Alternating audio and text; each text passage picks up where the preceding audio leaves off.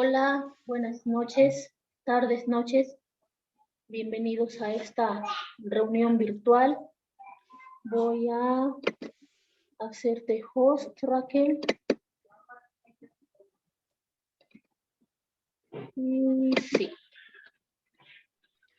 Ok, vamos a pedirle a Raúl que ore para comenzar y ahorita vamos a poner una dinámica.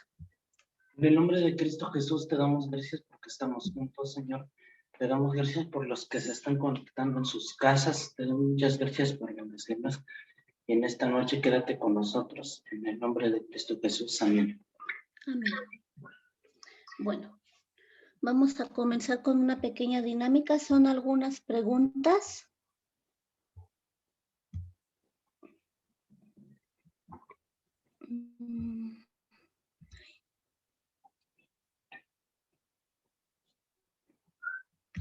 Espérenme, no la encuentro. Bien. Ah, ya.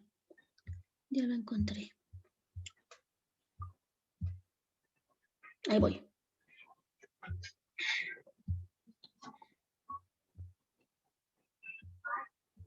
Es un juego de preguntas sobre Génesis. Odias los anuncios de reproducción automática como este, ¿verdad? Yo también. Por eso yo me cambié a Brain.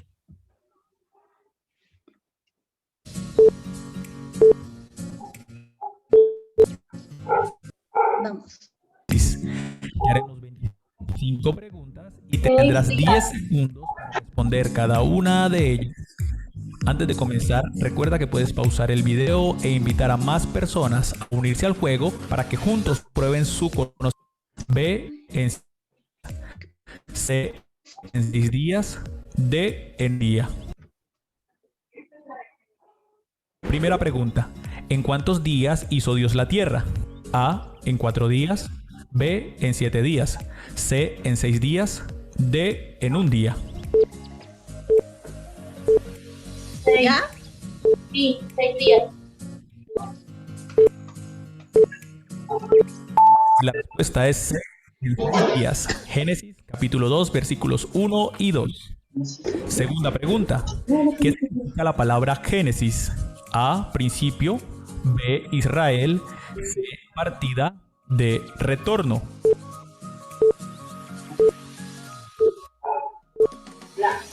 A, principio. Y la respuesta es A, principio. Tercera pregunta. ¿Cómo se llamó el primogénito de Adán?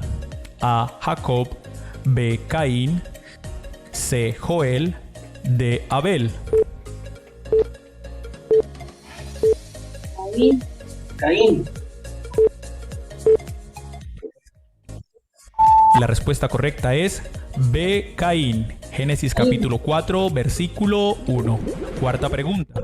¿En qué día creó Dios al hombre? A, primero. Sexto. B, sexto. C, quinto. D, séptimo. Primero. Sexto.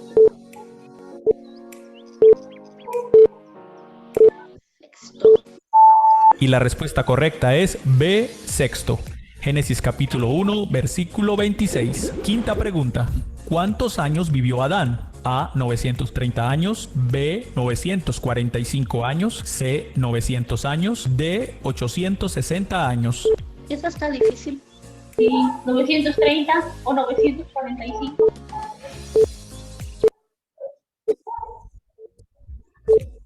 Y la respuesta correcta es A, 930 años. Génesis capítulo 5, versículo 5. Sexta pregunta. ¿Cómo se llamaban los hijos de Noé? A, Sadrach, Mesach y Abednego. B, Abraham, Isaac y Jacob. C, David, Saúl y Jonatán. D, Sem, Cam y Jafet. Los hijos de Noé. La última. Sem, Cam, Jafet.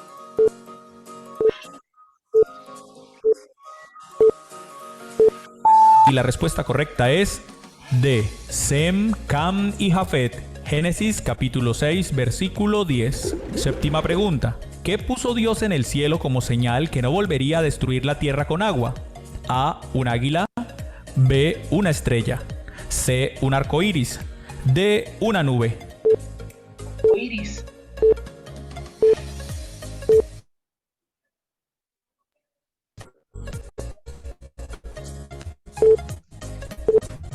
Y la respuesta correcta es C, un arco iris. Génesis capítulo 9, versículo 13. Octava pregunta. ¿Cuál fue la promesa que le hizo Dios a Abraham? A, que su descendencia sería como las estrellas del cielo. B, que sería padre del universo. C, que poseería Canaán. D, que tendría 3 hijos.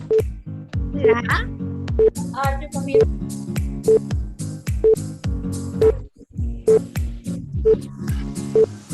Y la respuesta correcta es A, que su descendencia sería como las estrellas. Génesis capítulo 14, versículos 4 y 5. Pregunta número 9.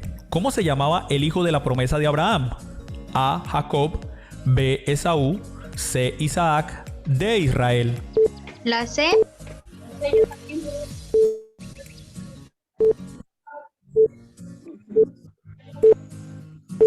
Sí, ok.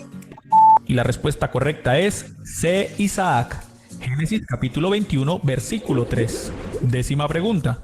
¿Por qué se separó Lot de Abraham? A, porque se pelearon. B, porque tenían demasiados bienes para poder habitar juntos. C, porque Lot se iba para Sodoma y Gomorra. O D, porque no tenían suficiente agua. ¿La B? La B. ¿Qué la Azul. Muy bien. Y la respuesta correcta, demasiados bienes para poder habitar juntos. Pregunta número 11. ¿Quién fue la que se convirtió en una estatua de sal? A, Séfora. B, Sara. C, Agar. D, la mujer de Lot. La mujer de Lot. La mujer de Lot. ¿Qué te parece que se hizo Sí. Y la respuesta correcta es D, la mujer de Lot. Génesis capítulo 19, versículo 26. Pregunta número 12. ¿Cómo se llamaba la esposa de Isaac? A, Abigail. B, Lea. C, Rebeca. D, Rebeca. Esther. Rebeca. O también Lea. No, Lea no. Y la respuesta correcta es C, Rebeca. Génesis capítulo 24, versículo 45. Pregunta número 13. ¿Cómo probó el Señor a Abraham? A, pidiéndole que sacrificara a su único hijo. B, pidiéndole el diezmo de sus vacas. C, pidiéndole que cruzara el mar. D, pidiéndole que dejara su tierra y su parentela. Ah.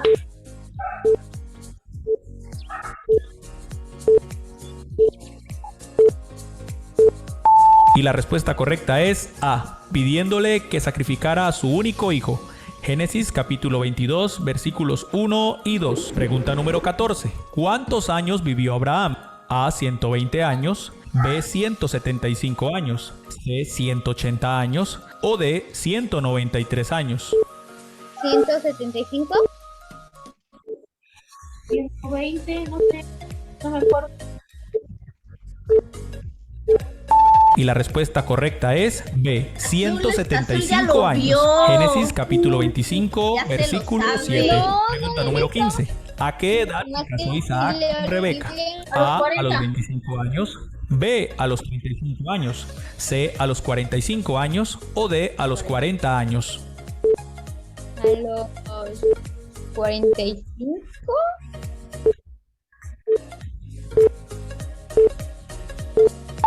Y la respuesta correcta es D, a los 40 años. Génesis capítulo 25, versículo 20. Pregunta número 16. ¿Cuáles fueron las esposas de Jacob? A, Abigail y Raquel. B, Lea y Raquel. C, Lea y Abigail. D, Lea y Escriba. Lea y escriba. Lea y Raquel.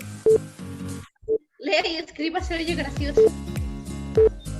Y la respuesta correcta es B, Lea y Raquel. Génesis capítulo 29, versículos 18 al 28. Pregunta número 17. ¿Cuántos hijos tuvo Jacob? A, 12 hijos. B, 7 hijos. C, 10 hijos. D, 20 hijos. 20 hijos. 12.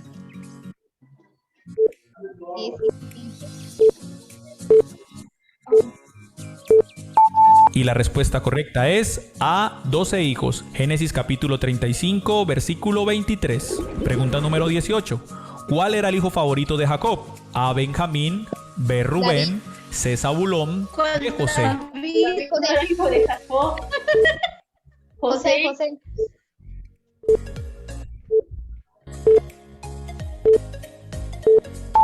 Y la respuesta correcta es D, José. Génesis capítulo 37. Pregunta número 19. ¿Qué comió Esaú cuando menospreció su primogenitura?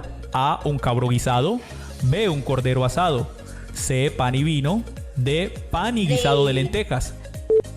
Pan y guisado de lentejas.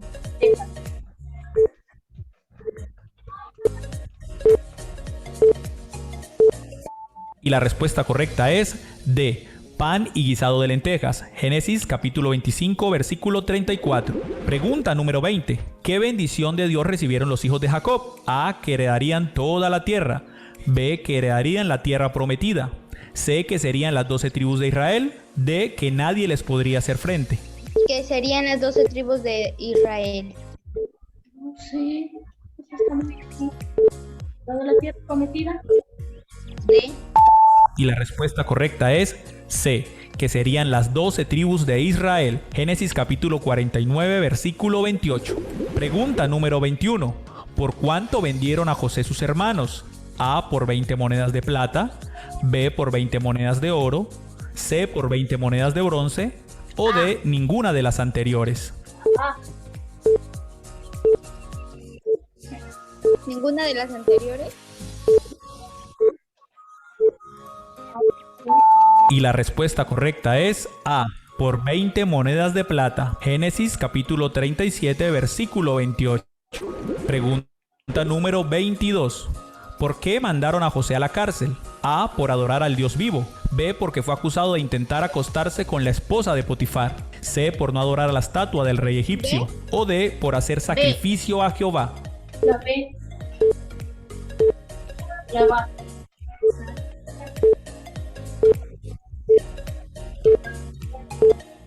Y la respuesta correcta es B, porque fue acusado de intentar acostarse con la esposa de Potifar. Génesis capítulo 39, versículos 16 al 21.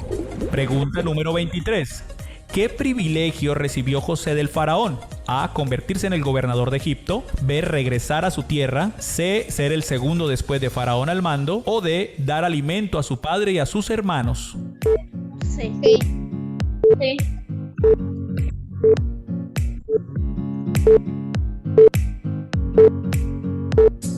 Y la respuesta correcta es C, ser el segundo después de faraón al mando.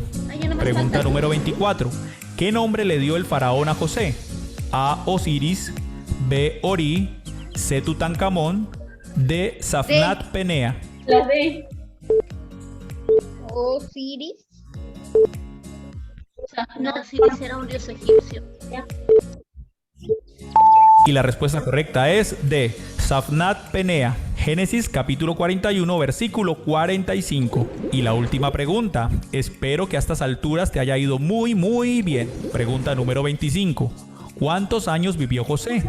A, 230 años. B, 165 años. C, 110 años. D, 170 años. 110 años. Ok, 170. Y la respuesta correcta es C, 110 años. Génesis capítulo 50, versículo 22. Muy bien. Ok, vamos a continuar con lo que sigue. Creo que ganó Azul. Sí, ganó Azul, se supo más. Le dejo el lugar a Rebe. Tú me vas diciendo, Rebe, porfa.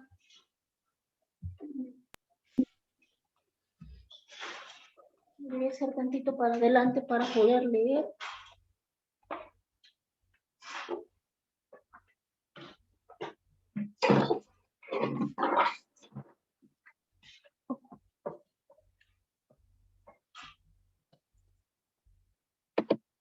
Ok. Esta semana vamos a iniciar con unos estudios, una serie de estudios bíblicos El plan es, pues, seguirlos, son como 12 estudios. Entonces, a ver si nos completan las semanas que vamos a estar así por Zoom para darlos todos y vamos a ver cómo vamos respondiendo a estos estudios. Este es el título de los estudios y cada estudio tiene un título particular. ¿Me pasas la siguiente?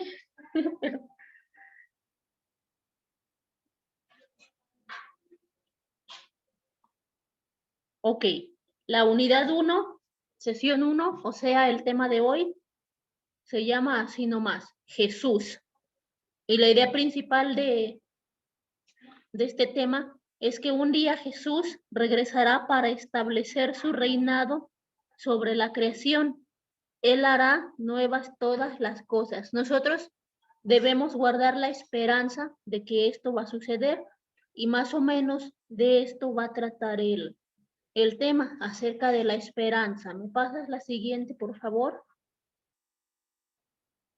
Ok, la esperanza. ¿Alguien quiere leer lo que dice acerca de la esperanza?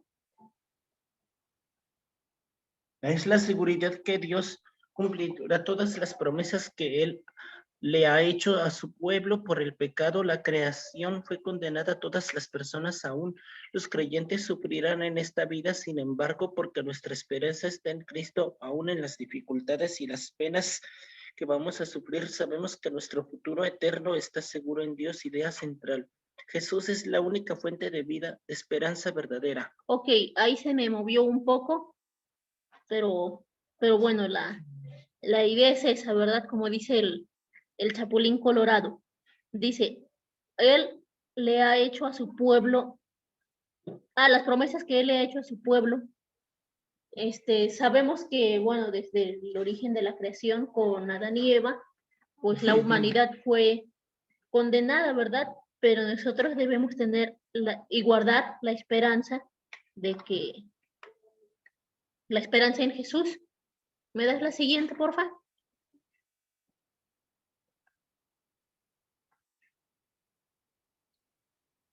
Ok.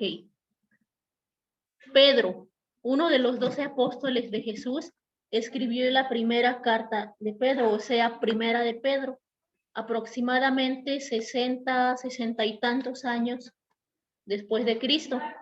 Esta carta estaba dirigida a los primeros cristianos, los que vivían en Asia Menor, más o menos por donde es ahorita el actual país de Turquía. Estos primeros cristianos creyentes comenzaban a enfrentar oposición por causa de su fe. ¿Qué quiere decir esto? Que las personas, los no creyentes, pues les hacían cosas, estaban en contra de ellos, porque ellos creían en Jesús. El propósito de Pablo en esta carta era afirmar la fidelidad de estos creyentes, alentarlos a perseverar a pesar de la tribulación y su sufrimiento, y confirmar la seguridad de la esperanza que ellos tenían en Jesús. Más que nada, esta carta era como un échale ganas, no te desanimes. Básicamente era lo que les quería decir Pedro en esta carta, perdón. ¿Me pasas la que sigue? Ok, primera de Pedro 1, del 1 al 3, si alguien lo quiere buscar, y si no, aquí está escrito. Dice, Pedro, apóstol de Jesucristo, a los expatriados de la dispersión en el Ponto, Galacia, Capadocia, Asia y Bithnia, elegidos según la presencia de Dios Padre en santificación del Espíritu, para obedecer y ser rociados con la sangre de Jesucristo, gracia y paz os sean multiplicadas. Bendito el Dios y Padre de nuestro Señor Jesucristo, que según su grande misericordia nos hizo renacer para una esperanza viva por la resurrección de Jesucristo de los muertos. Ok, hay que tomar la última parte del versículo 3, dice para una esperanza viva. ¿De quién? De Jesucristo. Dice por la resurrección de Jesucristo de los muertos. Si Jesucristo resucitó de los muertos, nosotros podemos tener la esperanza de que un día nosotros también vamos a resucitar. Bueno, primero nos vamos a morir y luego vamos a resucitar. ¿Me das la siguiente?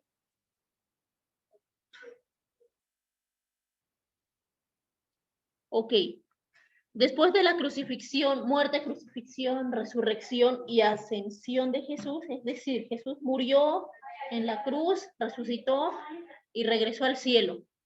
Pedro fue uno de los líderes clave en la iglesia del primer siglo, en la que les decía hace rato de Asia Menor, en lo que hoy es Turquía.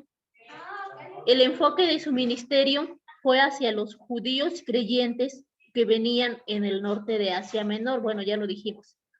Los creyentes judíos no solo vivían exiliados porque eran judíos, sino también porque eran creyentes.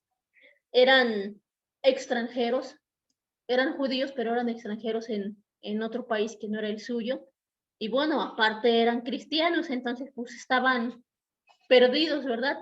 No tenían muchas esperanzas. Ahora sí, hablando de esperanza, pues no tenían muchas esperanzas de tener una buena vida allí en ese lugar. Dice, la vida de los creyentes en el primer siglo no fue fácil y pronto comenzaron a enfrentar oposición por su fe en Jesús. Lo leímos al principio, que les hablaba acerca de por qué les escribió Pedro esta carta, ¿verdad? Su vida, pues, entre las otras personas que no eran judíos creyentes, pues no era fácil, no les iba bien. Next, please. Dice, aunque Nerón era el emperador romano durante ese tiempo, es posible que la carta fuera escrita antes de que empezara la persecución brutal por este emperador hacia la iglesia cristiana. No obstante, Pedro sabía que la oposición se iba a intensificar y era su deseo que los creyentes estuvieran preparados a confiar en su esperanza puesta en Jesús. Bueno, dice aquí, ya lo leímos, que a lo mejor todavía no empezaba la persecución así en todo su apogeo, a todo lo que daba. Y digamos que apenas iban empezando. Y Pedro sabía que pues las cosas se podían poner peor, por eso les insistía en que no perdieran la esperanza. Primera de Pedro 4, del 12 al 13, nos dice, amados, no se sorprendáis del fuego de prueba que os ha sobrevenido, como si alguna cosa extraña os aconteciese, sino gozaos por cuanto sois participantes de los padecimientos de Cristo, para que también en la revelación de su gloria os gocéis con gran alegría. ¿Qué quería decir esto? Que después de la persecución, aun cuando ellos sintieran que les estaba yendo muy mal, pues, ¿qué dice? Iban a tener gozo y alegría al final. ¿Me das la siguiente, please?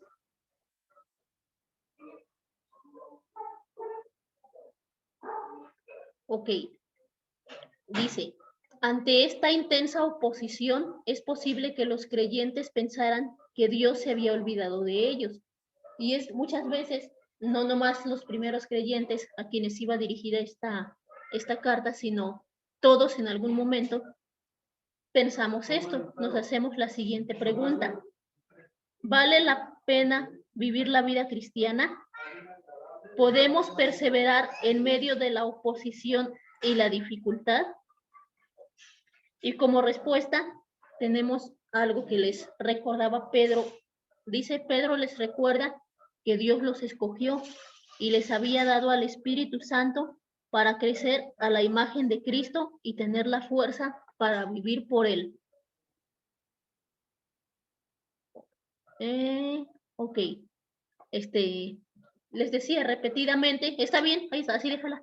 Repetidamente, Pedro les recordaba en esta carta acerca de no rendirse, ¿verdad? Ahora sí, la siguiente. Si las circunstancias a nuestro alrededor son relativamente fáciles o increíblemente difíciles, es decir, no importa si nos va bien, nos va más o menos, nos va mal, siempre vamos a tener a Jesús ahí cerca de nosotros para ayudarnos a enfrentar los retos que la vida nos traiga. Tener esperanza es tener la confianza segura de que Dios cumplirá sus promesas. Es uno de los temas principales en esta carta. Les decía hace rato, ¿verdad? Que repetidamente Pedro nos lo recuerda. La esperanza no se basa en tener una mentalidad positiva, ni tampoco en una ilusión, porque una ilusión es algo, pues, que no es real, pero la esperanza sí es real.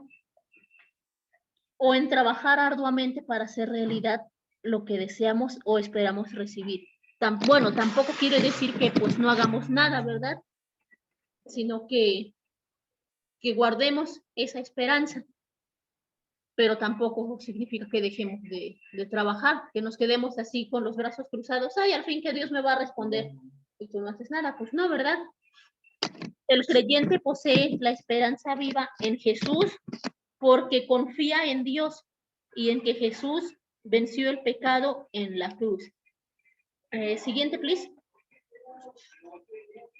Otro versículo, otro par de versículos que tenemos, siguiendo en Primera de Pedro, es Primera de Pedro 1, del 4 al 5, y dice: para una herencia incorruptible, incontaminada e inmarcesible, reservada en los cielos para vosotros, que sois guardados por el poder de Dios mediante la fe, para alcanzar la salvación que está preparada para ser manifestada en el tiempo postrero. Debemos tener la seguridad, y ahora sí, como venimos hablando de la esperanza de que nosotros podemos alcanzar la salvación o pudimos alcanzar la salvación.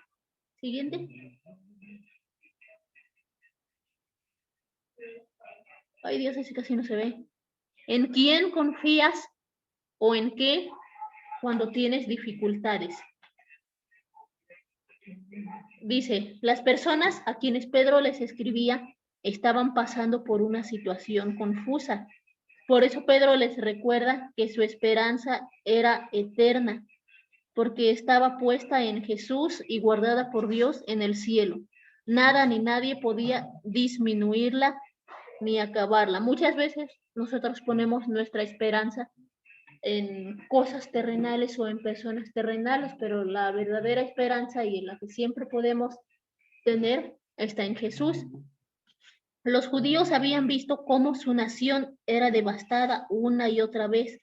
Por esta razón, Pedro les aseguraba que su salvación y su herencia eran incorruptibles, porque estaban aseguradas ¿en quién? En Dios. Viene aquí abajito. Bueno, Pedro también les asegura que su salvación y su herencia nunca serían destruidas porque estaban amparadas en Cristo. Next, please. Creo que ya casi acabamos. Ya sé que nunca debemos decir eso. Pero bueno, aquí vienen 3 preguntitas. ¿Quién protegió a los 3 jóvenes en el horno de Nabucodonosor? A Daniel en el foso de los leones, a Pablo cuando sobrevivió naufragios, hambre, prisión, y a muchos otros. ¿Quién los protegió? Jesús, Dios.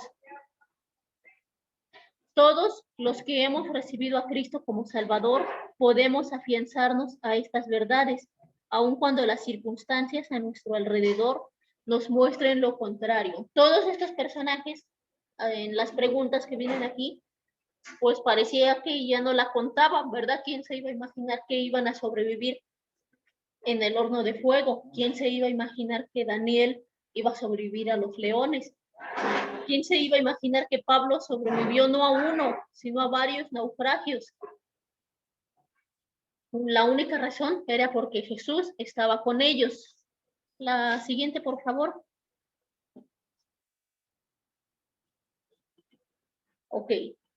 Primera de Pedro 1, del 6 al 9 dice, en lo cual vosotros os alegráis, porque ahora, por un poco de tiempo, si es necesario, tengáis que ser afligidos en diversas pruebas, para que sometida a prueba vuestra fe, mucho más preciosa que el oro, el cual, aunque perecedero, se prueba con fuego, sea hallada en alabanza, gloria y honra, cuando sea manifestado Jesucristo, a quien amáis sin haberle visto, en quien creyendo, aunque ahora no lo veáis, os alegráis con gozo inefable y glorioso, obteniendo el fin de vuestra fe, que es la salvación de vuestras almas.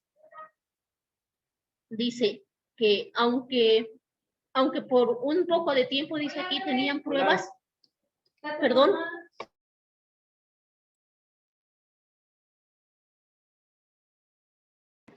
aunque por un poco de tiempo tengamos pruebas, dice aquí que nos alegremos porque tenemos la confianza en Cristo Jesús. Siguiente, please.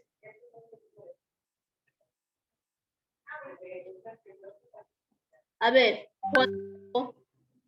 cuando cumplimos años o en Navidad, siempre tenemos la esperanza, dice aquí, espero que para mi cumpleaños me regalen.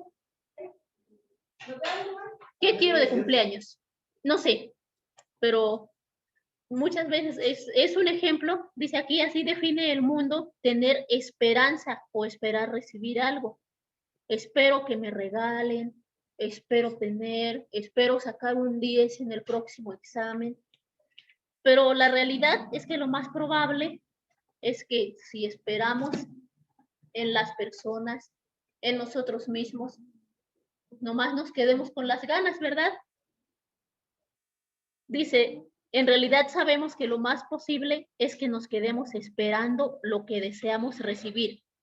Pero la diferencia con la esperanza en Cristo, pues es que significa, tener la esperanza en Cristo significa tener la certeza de que vas a recibir lo que necesitas. A lo mejor no en el momento que tú quieres, pero en el momento en que Dios lo considera más apropiado, lo vas a recibir.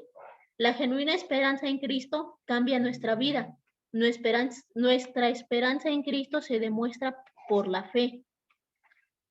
La fe y la esperanza van de la mano. Dame tu mano. Así. ¿Me das la siguiente? Cada persona es única y aunque tenemos diferentes personalidades, temperamentos, preferencias, etcétera, todos tenemos algo en común. Todos sufrimos, todos lloramos, todos nos ponemos tristes, todos podemos tener sentimientos negativos o pasar por situaciones difíciles. No obstante, por su poder y nuestra herencia, Él, o sea, Jesús, los justificados por Jesús podemos regocijarnos aún en el sufrimiento. Y ya nada más pasamos a la última diapositiva, creo que ya es la última. En estos versículos, o sea, los versículos anteriores que leímos, la última cita, la de primera de Pedro 1, del 6 al 9, podemos encontrar 5 características de las pruebas. La primera, son pasajeras en comparación con la eternidad. Por muy difícil que te la estés pasando, que la estés viendo, pues nada se compara con una eternidad que puede ser gloriosa o puede ser también mala, ¿verdad? Si tú no tomas la decisión correcta. Otra característica de las pruebas es que traen aflicción física, emocional y mental. Cualquiera que sea el problema por el que estás pasando, trae problemas incluso a tu cuerpo. Te puedes llegar a sentir físicamente mal por un simple problema que estás pasando. Otra característica, la tercera, dice, tienen el propósito de probar nuestra fe en Cristo, removiendo el pecado de nuestra vida. Esta es muy importante.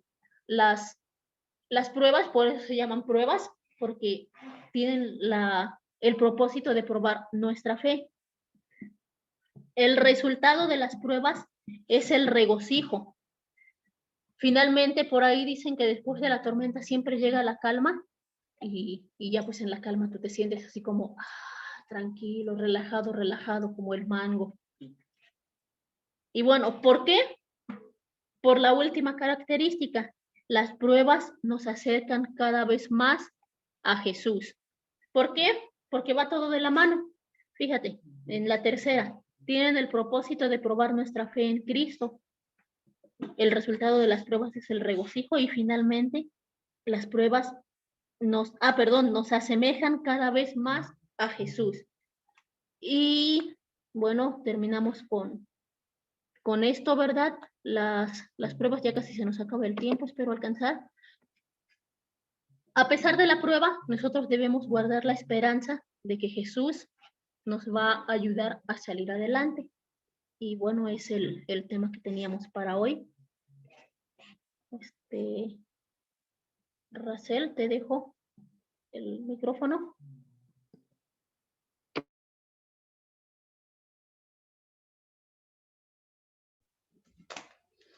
Ok, bueno, damos gracias a Dios por la vida de Rebeca y esta palabra que nos compartió en este día. Vamos a orar para terminar. ¿Sí? Te damos gracias, Señor, por este día que nos diste, por esta reunión que tuvimos, Señor. Te pedimos que cada palabra que se dijo en esta reunión se guarde en nuestros corazones y en nuestras mentes, Señor, y podamos llevarlo a cabo, Señor, que en cada momento podamos atesorar tu palabra y saber que estás con nosotros. En el nombre de Jesús. Amén.